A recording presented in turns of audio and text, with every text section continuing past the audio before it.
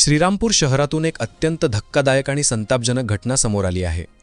शहरातील मेड हॉस्पिटलमध्ये प्रसूतीदरम्यान एका 22 वर्षीय तरुण महिलेचा मृत्यू झाल्याने संपूर्ण परिसरात एकच खळबळ उडाली आहे। या घटनेनंतर संतप्त झालेल्या नातेवाईकांनी थेट पोलीस ठाण्यासमोर मृतदेह आणून ठिय्या आंदोलन केल्याने श्रीरामपुरात कमालीचा तणाव निर्माण झाला होता। 22 वर्षीय बुशरा सय्यद या विवाहितेस शुक्रवार रात्री प्रसूतीसाठी श्रीरामपूर शहरातील मेड हॉस्पिटलमध्ये दाखल करण्यात आले होते। मात्र प्रसूतीदरम्यान बुशरा यांचा दुर्दैवी मृत्यू झाला। धक्कादायक बाब म्हणजे जन्माला आलेल्या नवजात बालकाची प्रकृती देखील अत्यंत चिंताजनक असून त्याला पुढील उपचारासाठी लोणी प्रवरा येथील रुग्णालयात दाखल करण्यात आले आहे। तेथे बालकाची मृत्यूशी झुंज सुरू आहे। रुग्णालयातील डॉक्टरांच्या हलगर्जीपणामुळेच बुशराचा मृत्यू झाल्याचा गंभीर आरोप तिच्या नातेवाईकांनी केला आहे। संभाजीनगर येथील रुग्णालयात शवविच्छेदनानंतर संतप्त झालेल्या नातेवाईकांनी मयत विवाहितेचा मृतदेह ताब्यात घेण्यास साफ नकार दिला आणि मृतदेह थेट पोलीस ठाण्यासमोर रस्त्यावर आणून ठेवला। संबंधित डॉक्टरांवर तात्काळ गुन्हा दाखल करा, जोपर्यंत गुन्हा दाखल होत नाही तोपर्यंत मृतदेह ताब्यात घेणार नाही, असा आक्रमक पवित्रा नातेवाईकांनी घेतला।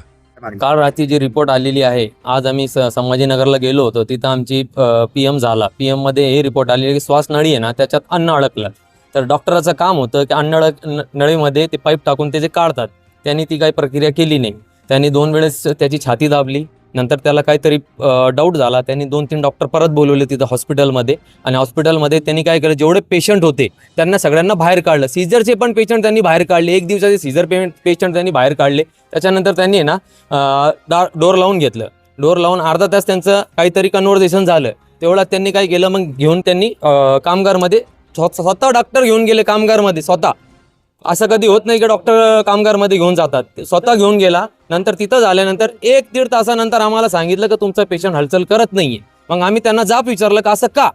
मग ते म्हणतात का 4 रिझन आहे, त्याच्यातलं एक रिझन काहीतरी सांगलं, ते माझ्या भावाला सांगलं, मी तेव्हा नव्हतो। आता तुम्ही शवविच्छेदन करून संभाजीनगर थेट इथं त्या महिलेची जे शव घेऊन आलेला आहात, पोलीस ठाण्यासमोर ठिय्या मांडलेला आहे, काय मागणी आहे, काय भूमिका? आमची मागणी एवढीच आहे का त्या डॉक्टरावर कंप्लेंट झाली पाहिजे, कारवाई झाली पाहिजे, गुन्हा दाखल झाला पाहिजे। आणि जर तो निर्दोष असेल, आमचे फक्त एवढं आहे की त्याला गुन्हा दाखल करायचा त्याच्यावर सध्या आम्हाला, कारण की गुन्हा जर दाखल नाही केला तर आम्ही आमचं इथून हलणार नाही सध्या।